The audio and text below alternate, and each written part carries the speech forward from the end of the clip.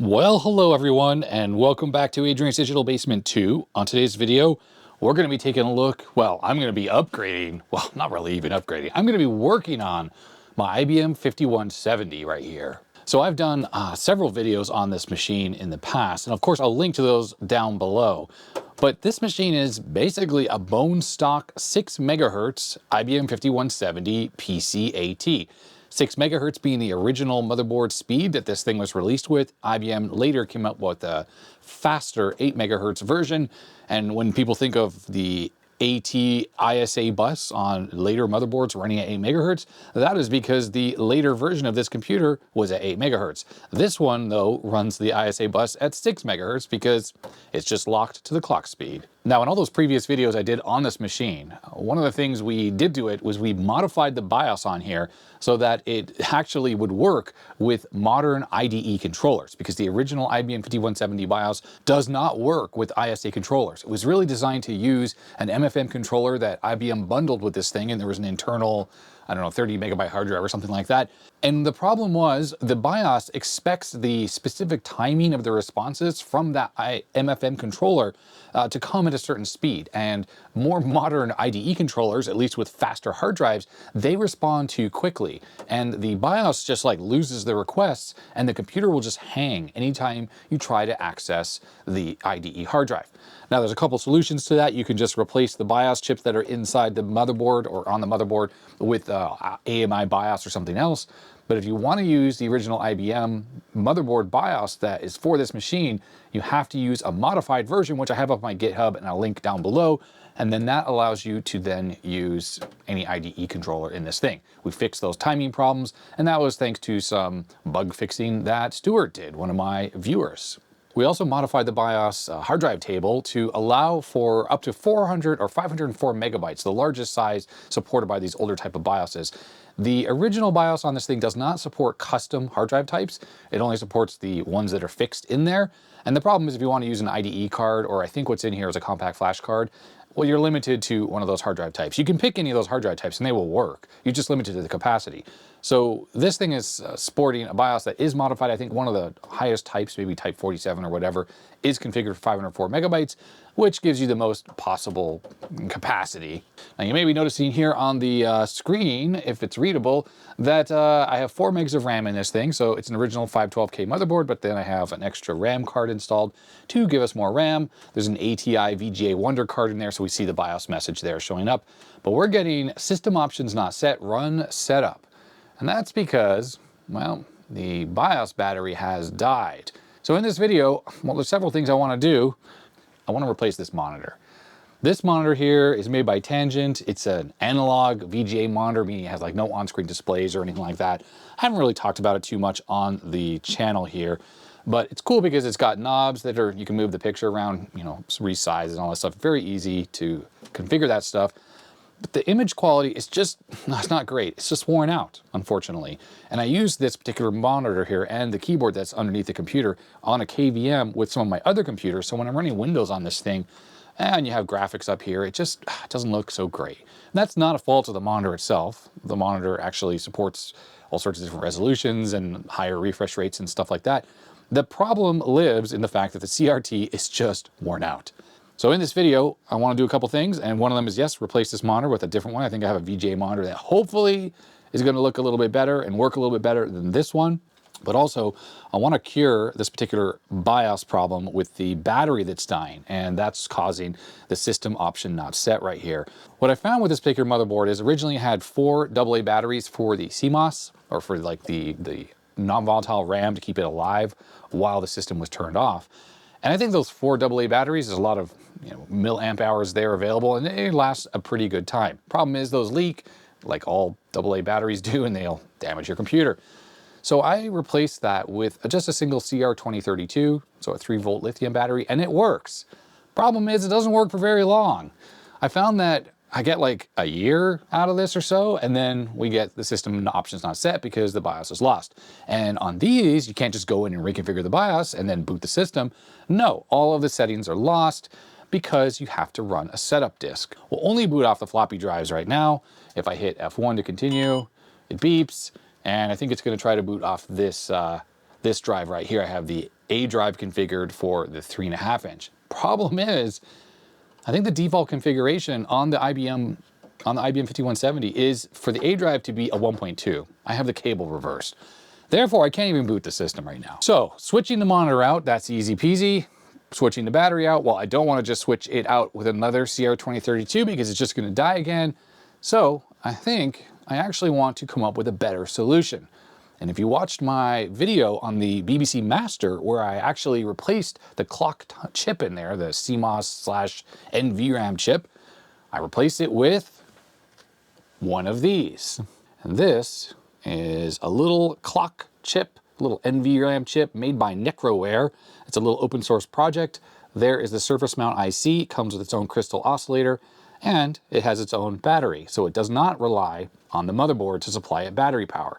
So with this installed in the system, on the BBC Master that is, or on any PC as well, with this installed, you don't even need to connect the battery to the motherboard at all because the pins that supply the standby power to this little chip here aren't even connected to the motherboard. So it just, it's supplied by this little tiny coin cell here. And because this surface mount IC is modern, well, it consumes barely any current. It just sips the current. And I have a feeling, even though this is not a CR2032, it's something smaller, this should last probably 10 years or more without losing the settings. So a much more ideal situation. And the fact is, it's a coin cell, and I like those things. They're dry cells. They could possibly leak, but it's very unlikely they will. And if they do leak, it just sort of is a little crusty. It doesn't leak a bunch of liquid all over the place, which can destroy the motherboard and the case and, you know, all those things that you all know about. How many times have you opened up something that has AA batteries that leaked?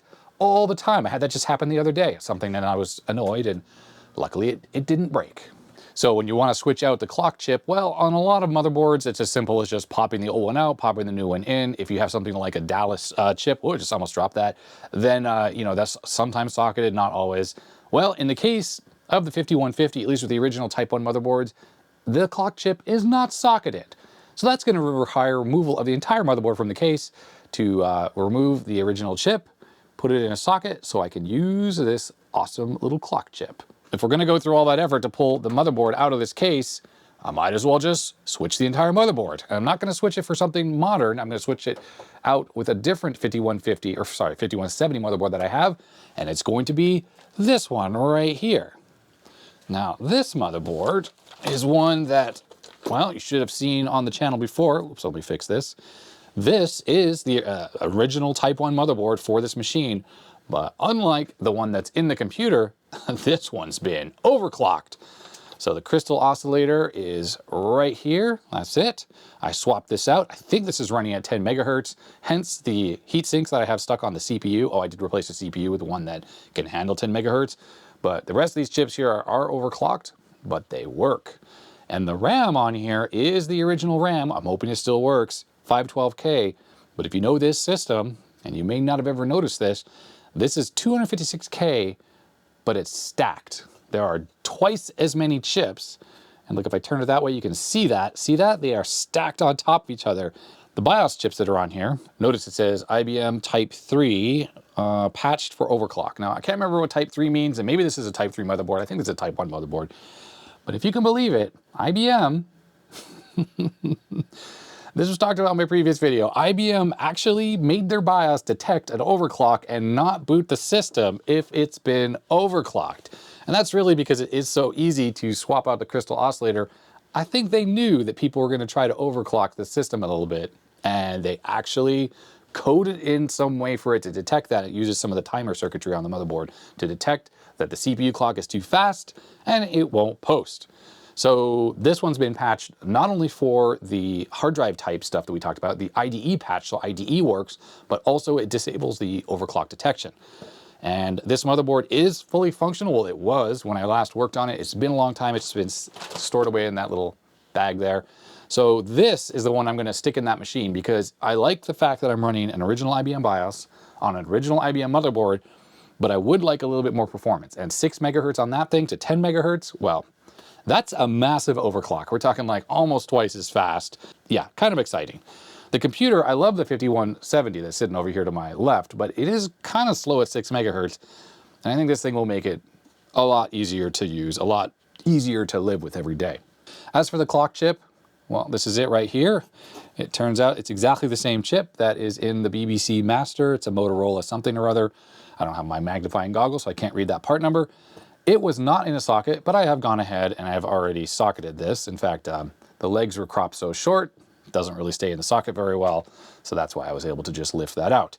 But that is the clock chip, and it is now ready to accept the little board from Necroware. And if we look at the back of this thing, as you can see, it's got lots of bodge wires, and there is actually a bodge wire that goes to the clock chip. So I made sure to take a picture of that first, and I restored the bodge wire back to exactly how it was before I took the socket or put the socket in. But look at that. Look at that mess. Look at all of that. Oh, that is really, really quite funny. But anyhow, so yeah, that's the plan. Oh yeah, that's the monitor right there that I'm going to be using. So it's an NEC Multisync E500 Chroma Clear.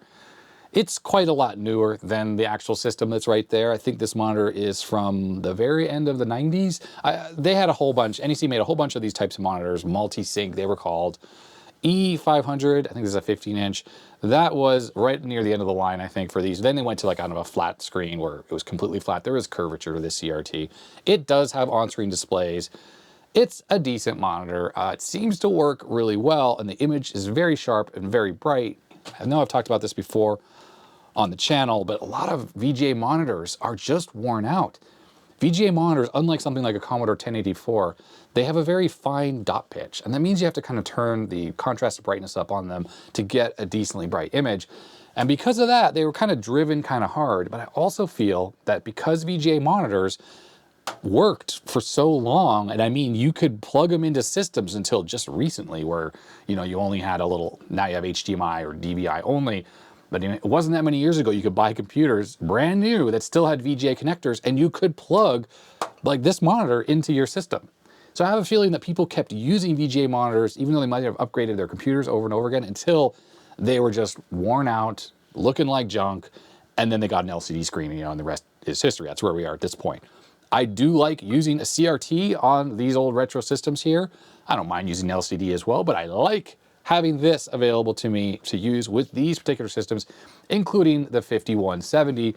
And of course, the 5170, you know, should be paired with either an IBM VGA monitor, but I don't have one of those, or CGA or EGA or something like that. Well, I have a CGA monitor, but I don't have an IBM EGA monitor, and I would like to be able to use VGA with this particular computer. Not to mention, as I said, the KVM switch that's over here is hooked up to all the computers down there, including like the X16, the Commander X16 that is sometimes. I like to have a VGA monitor here, and I've had a few different ones over the years, and they've all sort of died in one way or another. Usually the flyback goes bad and it's arcing, or they're super dim, you know, at least for what I like. I just wish it were brighter. Incidentally, by the way, when you have monitors like this that have all the analog controls and no digital controls like that NEC, one of the cool things about it, and we're gonna have to demonstrate with my other computer here, so let me turn that on. One of the cool things about these, we'll switch the input, is that they instantaneously switch modes. So if I hit like basically I know it's gonna be rolling the shutter a little bit, but how quickly it swapped from the BIOS like boot screen to the actual setup here was instant. And with LCDs and the digital monitors like the NEC over there, it will not be that fast. You will get a black screen as it changes mode, and watch, if I hit Control Delete, basically it should pop up. There it is. It's an NVIDIA Vanta that's inside that computer. I hit, look at that, instantaneous. You get a little jerk. So that is why I really like having a monitor like this, because of that instantaneous synchronization. There's just none of that black screen, which kind of bugs me if you're running older software that switches mode, you know, while the game is running or the software is running. You get like a second or two or sometimes more of a black screen while it is switching. And that is so freaking bothersome to me. Incidentally, with the new camera that I have here that I'm using, hopefully the image is sharper, but also I hope that it noticed that it's not rolling all of a sudden. Is because this thing has a variable shutter speed and I freaking love it. It allows fine-tuned control of the shutter speed. Hence, there should be minimal rolling on the screen there. Yeah, that should look nice and sharp, and there should be a minimal moire pattern. That's that sort of pattern you get recording CRTs, because this particular camera has a low pass filter or something like that inside. That's what it says in the feature list, at least. That should result in a much, much sharper image when it comes to recording CRTs. And that makes me very excited. That's one of the best things about this camera. It's a ZV-E1 or ZV-E1. And of course, we're in text mode right now, but the shutter speed is 1/70th of a second, and I could do like 70.1 and things like that. And that is super exciting to me. I think if I just turn this knob here, yeah, there should be a little bit of rolling that's visible now as we change the shutter speed. Okay, anyways, that was a bit of a tangent. It is now time to remove that monitor from the top of the computer there. And it's a bit of a pain because there's all these cables behind this machine. And of course the 5170 here, the screws have to come out the back so you can slide the whole lid off, and that's a pain. And because I have to take the motherboard out, I might as well just get the whole thing out of there. So I'm gonna go and unplug all the cables and stuff, and that'll be a bit of a jump cut, and then we can swap this motherboard out, and I can plug that clock chip into here. I've not tested that, by the way, and we can get this thing up and running and see if I can get this computer actually working. I think first things first, actually, let me install the new clock chip into this motherboard here so we can just not forget to do that. So it's as simple as just, well, since I've already put the socket in, of course, it is as simple as just pushing that in there and then getting the battery out of this little holder. And this was sent in by a viewer. Thank you very much. The battery just pops in like so. That should be it. That should be a 10-year battery on an IBM 5170 motherboard. No more need to replace that silly CR2032, and no more risk of leakage. Alrighty, so this computer, oh, it always boggles my mind at how ridiculously heavy this thing is. I'm always blown away, to be honest. IBM really did build an absolute beast with this computer. Let's see what we have inside. We have a very full computer. That's what we do have. We're gonna switch over to manual focus here so I can hopefully get this in clear view. Okay, so the battery is right here, the one that is dead. I have a little bit of Velcro there holding it in. So that thing is totally, totally useless. And look, it's not even one battery, it's two batteries. And I don't even know, I think these are in series, and they are IKEA batteries. And I gotta say, IKEA CR2032s are complete, utter junk. But anyways, I won't even need this anymore because that didn't work anyways. All right, so let's take a look at what cards we have in this machine. First, we'll start with what looks like the large RAM card. So we'll pop this out. Need to make sure not to switch any of the dip switches accidentally. Get the camera in focus. There it is. Okay, so we have a rather large RAM card here. So you can tell by the number of banks on here. We have 512K, 1 megabyte, 2 megabytes, 3 megabytes total, plus the 512K on the motherboard gives us that RAM count that we saw when this thing booted up. Next up, we have an Intel, Etherlink card, or 816 LAN adapter. So yes, that's for 10BASE-T networking because I do access the internet on this thing, really mainly to copy files on and off it. Next up is the VGA card, which is this one right here. Hopefully it's in focus, there it is. So this is an ATI VGA Wonder. It's got 512K of memory on it.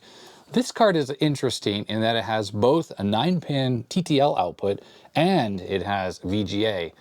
I'm not exactly sure what that middle jack is. Let's see if I can get this in exact focus. What is this exactly? Is that for, I don't think it's composite video, or, oh, you know what? It looks like a mouse port. That looks like a mouse port. So yes, it has built-in mouse port support, which is kind of cool, but yeah, VGA Wonder. It's not a fast card at all, but I like to think this is period correct. It's from 1988, and I could imagine someone having a card like that in a computer like this at, you know, when they were still using this computer a number of years after it was actually released. And then the next card that this machine has is an original Sound Blaster. Is this a 1.0 or maybe it's a 1.5 or whatever? I don't know, I don't remember. It's from 1990.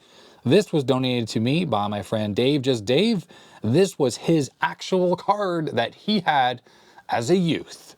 And there is a fault on this, which I've never tried to fix. The audio input is damaged. He accidentally plugged something into it, and that damaged it. Also is missing the volume knob on the back here, but that doesn't matter. I just have it set to a fixed level, and I use the line out on here. Anyways, originally this has a little bit of amplification built in. You can hook up speakers. And then what we have next is this, which is just an IDE floppy controller. Pretty bog standard. Looking at the date codes, 1990, so relatively old as well. Obviously there's no IO on this, but as I said, this is the IDE cable here goes to a compact flash card right there. There's nothing special about that, but that is allowed. It works, I mean, because of the BIOS mod that this thing has. And the very last card is this one, which is an actual IBM serial parallel card, a real deal thing here, not a fakie. So this would have been original for this machine. It actually says IBM Corp right there on the chip, 1983 date codes. So I use that for the mouse and the parallel port. That I don't use the parallel port very often, but I use the mouse, of course, because I have a serial mouse connected to that for mousing purposes. And of course we have this. Oh, it's an SD card. I do not have a compact flash in here. I'm using this SD card, but it sticks through the back of the case for easy transfer of software, games, and whatever else. Alrighty, so that's it for what's inside this machine here. As you can see the motherboard down here, I'm gonna get this out of the case and we'll swap in the overclocked one. To get these motherboards out, it's pretty easy. There's 2 screws, there's a couple cables right there, and then the motherboard should slide out. It kind of goes underneath the power supply there and underneath the drive cage, but the design is pretty serviceable. You just have to remove all of those cards. And there you go, there's the motherboard. A couple things we can notice. This has a math coprocessor, so I'm going to transfer that onto the other one. There's the crystal oscillator, the original 6 megahertz part, and this has this nice ceramic 286 chip on here. So this original motherboard has a date here, October 8th, 1986. I'm just surprised about the date because I can't believe they were still selling the 6 megahertz boards like this so late into 1986. And notice this one doesn't have any bodges on the back at all. It's bodge free. I took the Math CoPro off, and I also took the original standoffs off because these are the fancy original IBM original ones, which are black in color. And there they are on the green motherboard here with all the bodges. But let's look for date codes on some of the ICs. I'm sure I can find some of those. 84, 17th week, 12th week. Let's see, what are we seeing here? 19th week. Okay, so that's 21st week, 84. So middle of 84 or so this was built. So it's definitely on the older side. And I think, I mean, correct me if I'm wrong, wasn't the IBM 5170, this machine, originally released in 1984? All right, so installing the motherboard is sort of the reverse. There are, instead of the standoffs on the bottom of the motherboard, there are these little like plastic pieces there that it all slides into, the motherboard sort of slides into. So you just gently slide this thing in. You can kind of lift it by the slots like this. Hope this all clears, I don't really know. And this particular motherboard has a little bit of a bend in it. So I just got to make sure that the little plastic standoffs that are over here need to go into the slots, and it's, you can tell it's not because it lifts up, and I need to make sure those ones are in. So it's all a little bit fiddly, and I'm going to get this into the case right now. The motherboard is in the case. I reconnected the disk drive, so the top drive is now VGA card's in, IDE floppy card is in, and the compact flash card. I want to see if this thing even works, because this motherboard's been sitting around a while. It may be broken for all I know. So this thing is connected. Let's see. That's a good sign. That is a good sign. Oh yeah, VGA Wonder, and now it's counting up the RAM. It should go up to 512, and then we should see the floppy drive seek. There we go. Those are the expected errors. I think what I'm going to do before I button this all up, though, is I'm going to grab the setup disk so I can make sure that this thing actually will save its settings to that clock chip, because I don't even know if anyone's ever done this particular mod, swapping out the original clock chip with one of the Necroware ones there. So let me make a setup disk. And I have a floppy disk here that says DOS 622. I'm going to stick this in the A drive on the top, hit F1. Oh, look, starting MS-DOS, excellent, excellente. CMOS lost power. Yeah, well, we know that. All right, so let's set the time up. Now, this program is very funky the way it works. 01, 02, oops. Okay, whatever, good enough. Date, we're just going to pick something random. 1989. floppy drive 1 is number 3, 1.2 meg. And number 3 is number 5, that is 500 or 1.44. Hard drive type. So this is where I think, I don't even know if this actually will show the modified hard drive type. Let's see here. 528, that's it, type 24. So this is the modified BIOS at play here, which will give me the heads and cylinders for this SD card that I have in here. Okay, so base memory, I gotta type this stuff in. So this is 512K. And currently I do not have the RAM expansion card in here, so I'm gonna leave this off. But we do have the math coprocessor installed, and EGA is the same as VGA, so we're gonna leave that as is. See if that worked. I don't know, that didn't seem very reassuring. It didn't say like it saved or did anything, but we will see if it gives us that error. System board error. What? How did we get to the point where the system was booting and now it's giving us this freaking error? Oh, the math coprocessor. I wonder if I should pop that out of the board. I'm gonna do that. Okay, math coprocessor is out. Let's turn the system back on. In case you're wondering, this is a 20 megahertz part, so, oh no, there's still the error. Duh! We were just booted into DOS and the system was seemingly working. And once I set the CMOS settings, this is happening. This is happening. I think what I need to do is pop out the NecroWare chip and put the original one back in, and let's just see if there's some kind of incompatibility there. Alrighty, I have the original chip back in there, clock chip that is, or NVRAM chip. I noticed the system doesn't even power up without it, so you get no system at all working. The Math CoPro is still out, so it's counting up the RAM. And it is freaking working again. Very interesting. Let's boot up the disk again, and I'm going to try to set up the settings again, and let's see if we get that same kind of error with this original Motorola chip in here. Diagnostics, oops, that was wrong button. Okay, let's redo these all again.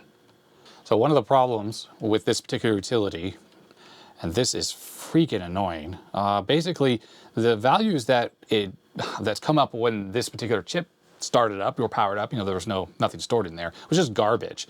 And what happens is I need to set the amount of extended memory. So expansion memory is set for 32K. Well, it needs to be 0 because there's nothing in here, but you cannot type in a value. All you can do is push left and right. I mean, because the original value that was stored in there was sort of garbage data, pushing up or down, now it has this weird offset. So I can't really get rid of that. And it's super frustrating. That is a problem with this particular utility. Either way, we're gonna do exit and we'll try rebooting. We'll see if we get that system board error again. Okay, well that's an interesting thing, that this little chip in there caused the system to not work. Why exactly? Now booting the system back up again, apparently there's a way to go to debug and erase the memory setting. That's a workaround for the fact that this program does this. When it has garbage data in there, there's no way to set the value properly. This machine definitely is working at the faster speed, and there's not a system board error. We're just stuck with this wrong size memory. But yeah, the stuff is still in here because I never powered off the computer. There's the hard drive, the SD card, that's working again. So that is excellent. I just want to quickly check to make sure this machine is running at full speed, AKA 10 megahertz. Calculating CPU speed, and yes, there it is. F10 for sound, 10.019 megahertz, the equivalent of 12.23, and we are overclocking the ISA bus. Everything is being overclocked a little bit, but that is fine because as you can see, the system is working. And I mean, I haven't used this motherboard overclocked in earnest because it's never been installed in the computer, but now that it is, I hope I can get it working again with this, and I'm going to swap back to it and we'll see what happens on try number 2. I have the clock chip in there, the math coprocessor is in there. Let's see if this thing boots up. It's counting the RAM. Of course, the battery's out of there, so it's not going to save anything. System options not set, of course. Let's let this thing boot up. It's very loud with the beeps. That is how IBMs are. It's funny, booted up here, we get that same thing. CMOS has lost battery power, which the other chip doesn't do. The one I just took out of the board, it never complains about that. We just get that garbage values. But this one, on the other hand, says it resets the settings all back to nothing. So we'll try this again. Part of me has it wondering if this is the G setup program that is causing this particular error. So if we reset out of here and we get that same system board problem, maybe this is something to do with this program. What? Take the disk out here. So that was the boot disk I was using. Oh, system options not set, really? Oh, you know what? Could be without the battery in there. That chip totally doesn't save anything. That's gotta be what's happening now.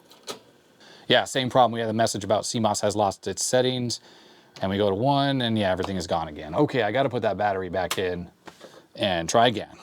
Oh, and right away we get system board error. Right away, as soon as the battery was reinstalled. And you know, it doesn't even count the memory. In fact, we can't even do anything. There's no control delete, nothing.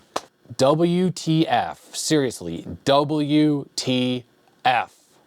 Well, what was supposed to be an easy video that was just going to be a little bit of upgrade of this machine and getting that new monitor in there, kind of hit a roadblock here. Oh, I have an idea. I have a freaking idea. In the little baggie of parts that I have here, which has the real-time clock module in it, that is another real-time clock module, and this is an older one. This is not one of Necroware's. This one right here is, I don't know, it's an older one. It's got an Epson chip on here.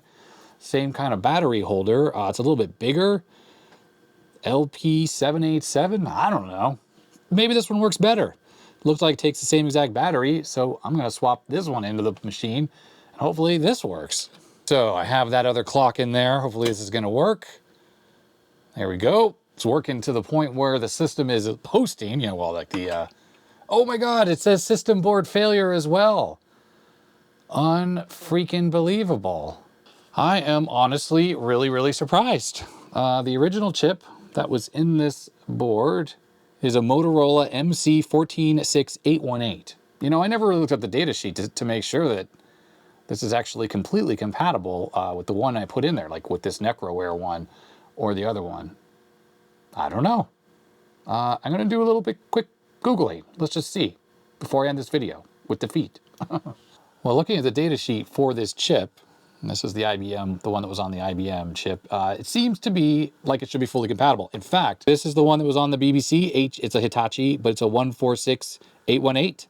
And this is the Motorola one, 146-818. So clearly they are the same. And well, it worked on the other one. The only thing is, remember on the BBC Master, if you watch that video, which of course I'll link below, I had to run an extra jumper wire to force it to go into Motorola mode, I think. Because of course this is a Motorola chip, and I don't think this has Intel mode, or maybe it does, or I'm not even sure, to be honest. So I'm gonna have to do some more studying. There's gonna have to be a part 2 to this video. I'm gonna have to go look up the motherboard and the pinout and just double check and validate and try to figure out what's going on here. This computer is just sitting here with an error that says system board error. Really disappointing. So yeah, I guess that's gonna be it for this video. Total failure, total freaking failure. I mean, I guess the motherboard's working. Well, it has an error on it, but I mean, it's working otherwise. It seems to work. It boots DOS when I don't have that chip in there, and that's a good thing.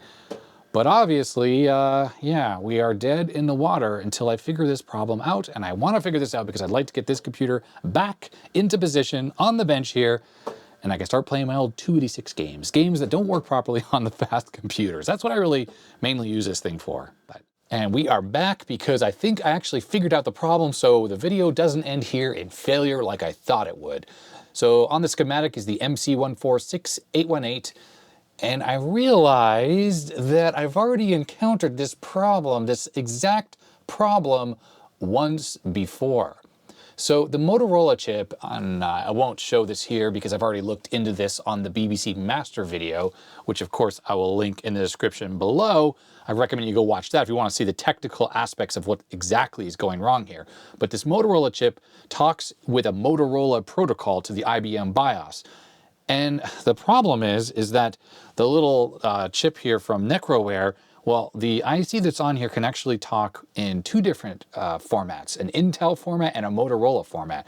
And that's because this is replicates the Dallas DS1287, or whatever that little clock CMOS battery thing that has an integrated battery in it. Well, that chip has these 2 modes in it, And by default, the chip that's on here, and I think the Dallas one, always starts up in Intel mode and not Motorola mode. And the way you get this chip to talk in Motorola mode versus Intel mode is pin 1 needs to be pulled up to 5 volts. I put a 10K resistor on there to the 5 volt pin, which should be fine because when we look at the schematic here, pin 1 is not even listed at all doing anything because on this Motorola chip, pin 1 is simply not used at all. And this problem was the exact same issue that was happening on the BBC Master. And when I put this little clock chip in there, well, the system was just reading garbage data or like, I don't know, it was a repeating pattern back for every value and it wasn't able to work properly. But pulling up that pin 1 to 5 volts, fixed that computer. Well, so I wouldn't be surprised if this machine is also expecting Motorola mode, and this is talking in Intel mode by default, because that's what the Dallas chips do, and that's what this does as well. So I need to pop this in here now that I have that pull-up resistor on there, and let's see if that makes this thing work any better. Alrighty, I think that is in there, so let's power this thing on. And it is interesting that, yes, it's not working at all now.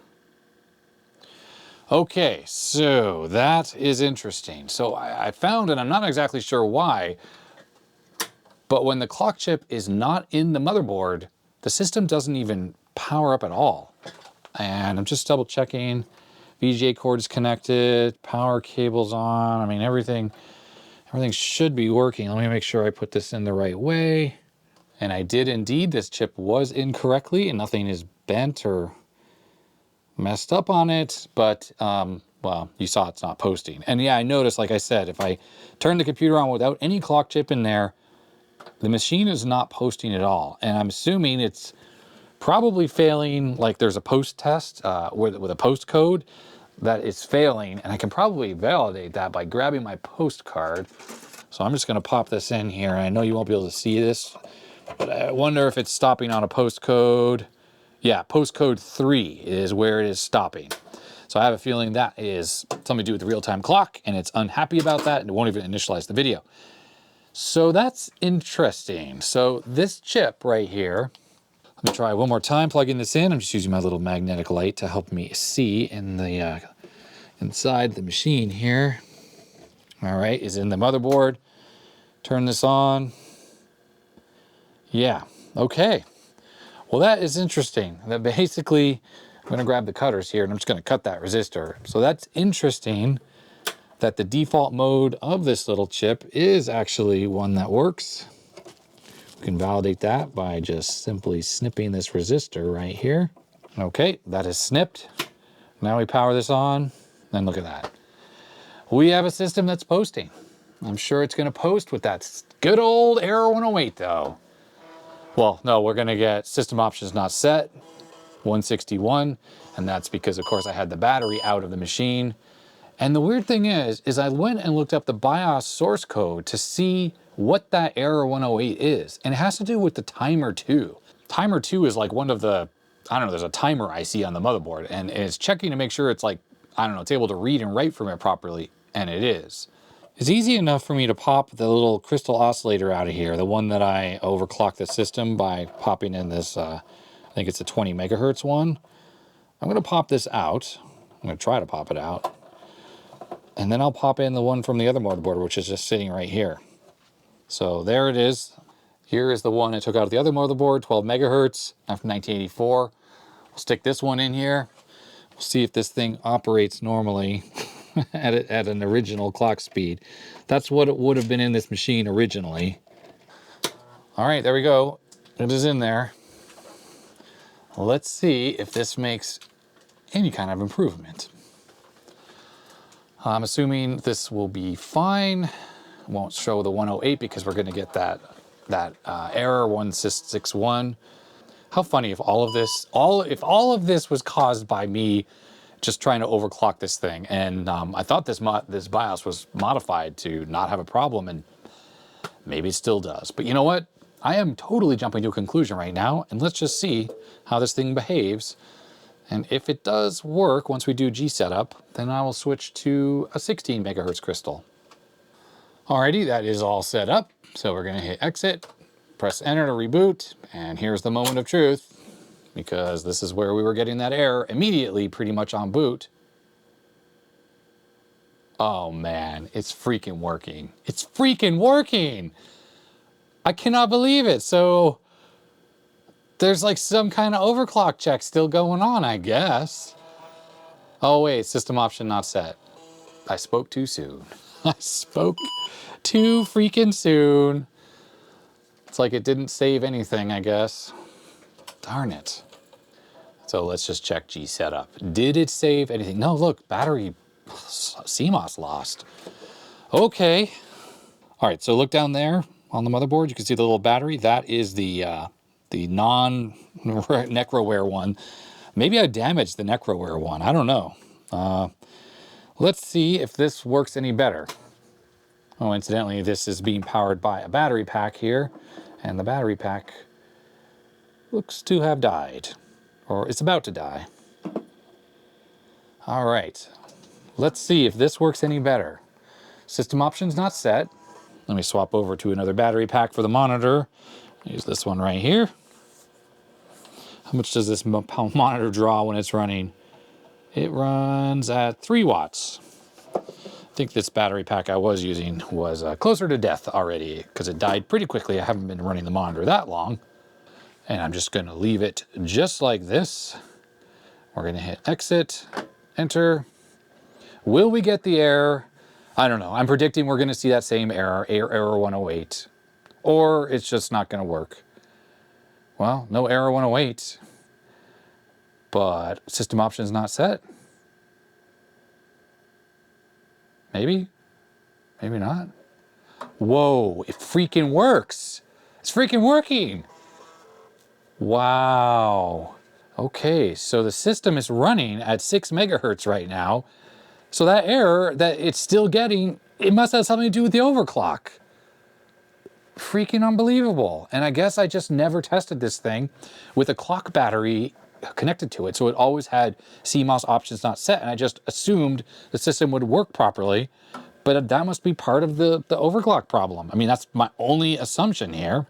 Let's go set up the hard drive. So this thing actually has a working hard drive. And then I'll switch in an 8 megahertz crystal. Or maybe I have an 18 megahertz and I could do like 9 megahertz. I don't know. Well, there it is. All the settings have been saved. And I don't know why the Necroware one is not working. I wonder if I damaged it by putting that resistor on there somehow. Okay, we got type 24, which is my SD card. Let's exit out of this. And with the floppy disk removed, this thing should actually boot now. Yeah, obviously this is going to work. And it should boot right off the SD card. Maybe. This machine is pretty slow at 6 megahertz. Yeah, there it goes. Sweet. All right, I went into my parts bin. I have no idea if this is going to be in focus. But this is 17.73 whatever megahertz. It's a PAL crystal oscillator.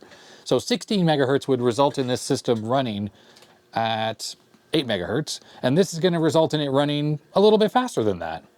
So let's try that. Let's see if it's okay with this particular crystal in here. And if it is, then sweet. Alrighty, there's the crystal right there. Down on the motherboard, those two little white things. That's the 17 megahertz crystal installed. I hadn't really showed that. And let's see if that works any better. System is posting.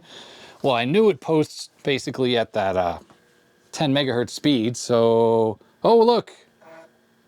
It appears to be working, everyone. That is great. Benchmarks, main system. Yeah, 8.87 megahertz. So, you know, that's a small improvement. It's a little faster than it should be. I have all the expansion cards back in the system. Before I button this thing up, I just want to make sure that it is actually counting up the memory properly, and it is. And we're gonna have to change the extended memory size. So what do we have? 3584 minus 512 is the amount of extended memory that we have. And of course we have a memory size error, which is completely expected. So we have 3584, we want to subtract 512, and that will give us 3072K that is in this system. We have to set the BIOS to that amount for the extended memory. That is it. Everything is set up in there, and now when I save and we hit exit, this thing just feels faster, to be honest, running at 8 megahertz versus 6, which is how I'm used to this computer. Uh-oh, we still have a memory size error. 3584. And I'm not 100% sure why. We were getting 3584 on the BIOS boot up screen, and 3584 minus 512 equals 3072, and as you can see, we have 512 and 3072. I'm just going to power cycle the whole computer, see if that helps at all. 3584. Oh, come on, why are we getting a memory size error still? Boy, this BIOS is so finicky. I understand why people get frustrated with this BIOS and swap out to an AMI, because these problems are super, super annoying.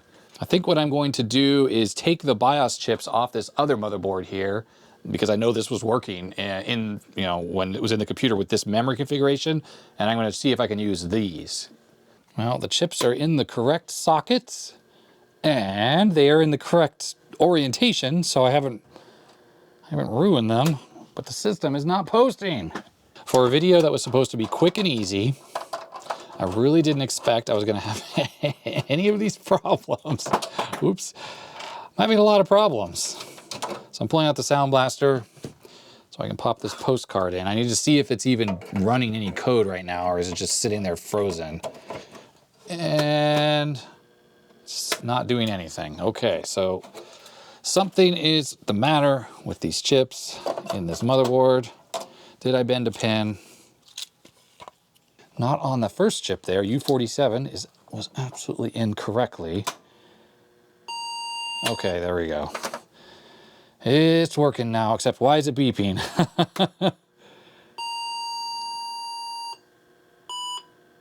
Okay, well, there it is. One long beep, one short beep. Only two 1985 dated motherboards share this error. Motherboard speed found to be outside of certain bounds, i.e. underclocked or overclocked, typically caused by owner putting a faster crystal in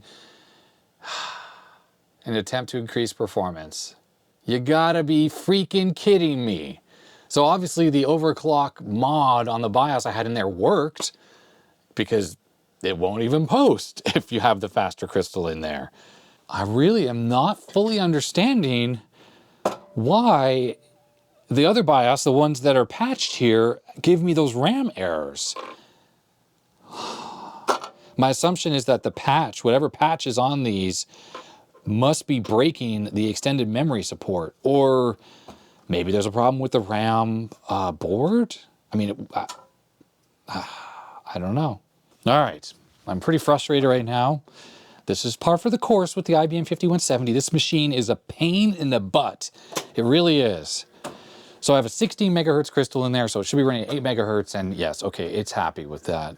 So obviously the slight overclock there to whatever, 8.8 was actually too much for this stock BIOS, which is pretty shocking to be honest. But let's see if we still get that RAM error. Sound Blaster is not installed, but is slowly counting up the memory. I mean, it's possible the overclock it's not compatible with this RAM card. I mean, I don't know, there's all sorts of potential issues here, right? So counting up the RAM stops at 3584, which is exactly what we expect. No, memory size error. You gotta be kidding me. What is happening here? Why? Why is this happening? So I am currently running the BIOS that was on the other motherboard, because these chips right here, these are the patched for overclock ones, and they are not in the system. And now we're getting the freaking RAM error size again. So this is the exact configuration, other than the motherboard is different. So the same RAM card, same video card, same everything here. And we're having this problem. In fact, the computer appears to be frozen at this point. I can't even Control-Alt-Delete. Thing is totally dead. Alrighty, I have figured it out, and I feel really, really dumb. Let's see this thing work. First, I'll show it fully functional, and I have the 17.7 megahertz crystal in here, so we're getting like an 8.8 megahertz, so slight overclock, just a slight one, but an overclock nonetheless. And this is going to count up, and it will not error out. Like I said, feel really dumb, and I have a feeling when I was stuck before and swapping BIOS chips and stuff like that, people were probably like, you are making a mistake, and they're yelling at their screen, because I know I would be yelling at my screen, but sometimes, you know, I don't know. I guess I've run into more problems than I thought I would have. And look, there we go. The system is booting up, and it's actually booting up off the SD card as well. I just bypass the startup config. And let's look up speed 600. We'll see this thing running at a little bit of its overclock. I have all the cards reinstalled in here. Okay, so it might be kind of hard to read because the colors suck, but 8.877 megahertz on the main processor, so 9.84 megahertz equivalent. I don't know what that's all about, because obviously this is an AT, and how could this be faster than that when this is the 5170, because it's talking about a 10 megahertz AT. And then 11.65 megahertz on the FPU there. I think the Matco processor might run at half clock speed. I'm not sure. This is a pretty performant little chip there, so I'm not totally sure. But hey, we have a Matco processor, and it is faster than the stock speed. And this computer is actually working. Okay, so what is the problem, and why was everyone yelling at their screen, telling me I was doing stuff wrong? Let's go into G setup here, and I should bring the camera back so you can see close up here. The problem is, right here, I had the base memory when we put the memory card in, set to 512, and then I added up the extra memory there, 3000 whatever K. But the reality is, I have this card configured via these dip switches that are on it right here to take or add an extra 128K of base memory over the motherboard. And then the rest acts as extended memory. So what you have to do in here is you have to take the total memory, so 512 on the motherboard plus 3072K on the card, so that's 3 megabytes plus 512, add them together, then you subtract 640, which you then put into this top box, and then you have to add the remainder into the expansion memory box, which happens to be 2944K. That was the entire problem the whole time. Now, I'm running the BIOS that allows for the overclock, the one that was in this motherboard when we started, and of course I have that crystal. I guess if I speed it up to 10 megahertz, while the system appears to work, I guess the timer chip is not happy at that faster speed, because remember, this motherboard was designed for 6 megahertz, so we're already overclocking it quite a bit to 8.87 or whatever it is, and 10, I guess, was just too much for that particular timer.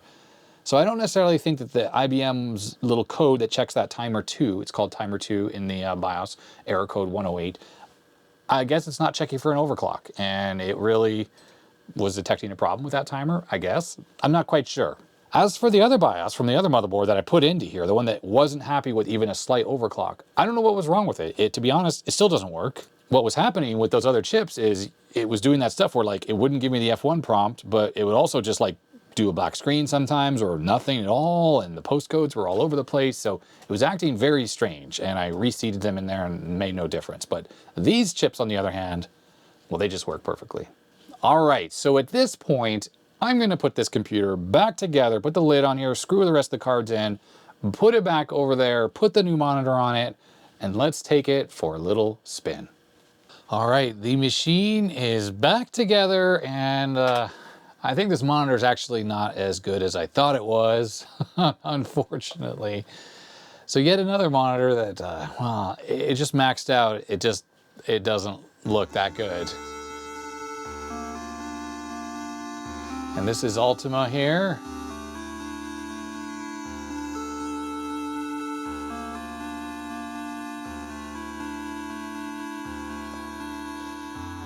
And it's running with the CMS music system. Oops, sorry, bumping into the tripod there. It's running with the CMS music system, which is why the music sounds a bit different than you might be used to, not ad-lib.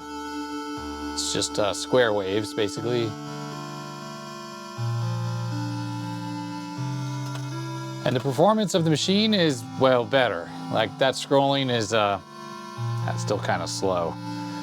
But hey, does work. The monitor has like a bit of a green tint to the picture. I don't know how that's coming across in the camera, but I could definitely see it with my eyes, and that's great. So it probably needs a little bit of a tune-up on the inside, but unfortunately, To get this thing looking pretty good, I have to have the brightness not too high, because otherwise it gives you kind of a washed out image. And then the contrast has to be totally maxed out. And even then, it's not that bright. I have all the lights off, and well, there's that Ultima 6 menu music, and mouse is working. So everything does appear to be working okay right now. Let me exit out of this so we can stop the music. Fortunately, I don't even know how to exit this game. And if I reboot, it just leaves us with hanging notes. Not all is well with this computer. It seems to be working okay right now. First time I powered it up, 108, system board error. I just power cycled it, and then it was okay. But that's pretty disheartening, honestly. So obviously, the 8 megahertz or 8.8 megahertz is a little bit too much of an overclock. We'll see how much of a problem it ends up being. Obviously, it's okay right now, just a power cycle, and it's fine. It just did it the very first time, and I power cycled this several times since plugging this in, and it seems to be okay. So I guess for now, I partially accomplished what I wanted to do. This monitor is kind of sad still, so I guess I'll have to find another one again. I'm on the constant hunt for VGA monitors that are small and not worn out and nice and bright. Are all VGA monitors bad? I don't know. Anyways, the clock battery did work in the end. I didn't end up using the Necroware one, and I guess I'm not sure this even works anymore because it was acting up, right? When I put it in the system, it didn't seem like it was actually able to save the settings to it, and I don't know if well, I don't know if this one ever worked, to be honest. I made 2 of these from the little kit that I was sent. Well, I didn't test this one. I tested the other one, which in the BBC, that's where it is now, and it's fine. But the one that's in here now, I know works, and obviously it is working. The 108 error was a red herring. It has to do with this motherboard being overclocked. It has nothing to do with the clock. So if you have an IBM 5170, you want to get away from using the little battery pack, swap that chip out and put one of these modern replacements in there, so you can have a no leak free and a long-term working system. Oh, incidentally, the reason why the battery life is so short is because not only is it powering up the actual NVRAM chip with those batteries, but it's going through a couple diodes, but it's also powering up another chip that's buffering the clock crystal. So the whole clock crystal, the 32 kilohertz crystal oscillator on this thing is like powered up by a whole little circuit with a separate buffer chip. And I just assume that whole thing, it just uses up quite a bit of power. Because of course, while the system is turned off, the 32 kilohertz crystal is still running. It's still doing its thing. So those chips are still energized all the time. And I guess that's just too much for little CR2032s. Well, it's kind of obvious that solutions like this don't rely on that stuff on the motherboard. In fact, when the system is powered off, that circuitry on the motherboard isn't even energized anymore. So there's no power drain there. And actually, I'm a bit confused because I didn't even see a crystal oscillator on the little module that's in here now. But, well, I don't know. I don't know if it even keeps time. I don't even care, to be honest, because I don't need it to keep time. I just need it not to die. I just need the settings not to go away because it won't boot otherwise. I guess that's going to be it for this video. It was interesting, and what I thought was going to be easy turned into something that was really not so easy. And I hit a lot of road bumps along the way. And honestly, every time I work on this computer, that's exactly what I run into. This computer is a pain in the butt. Honestly, if you want to avoid all of this and you have an IBM 5170, swap the motherboard out and use something else in here. Even if you put another 286 motherboard in here, you will save yourself a ton of heartache because you'll have a better BIOS and you will have a motherboard that is way less annoying than the IBM one. But for me, I wanted to keep as close to IBM as possible. Obviously, the BIOS, the motherboard, the RAM, all of that stuff is original. We just have the patches to allow the slight overclock, which is or isn't working properly, I don't know. Anyhow, there we go. So if you like this video, thumbs up. If you didn't, you know what to do. Please feel free to comment down below about all of the silly mistakes I made. I'm totally open to that. And hit that subscribe button if you haven't already. And a huge thanks to my patrons. Their names are scrolling up the side of the screen. They make all this possible. They literally make this possible. They are rock stars. They are amazing. And if you want to become a supporter of the channel, you can do so at the link in the description below. And that's going to be that. So stay healthy, stay safe, and I will see you next time. Control-Delete.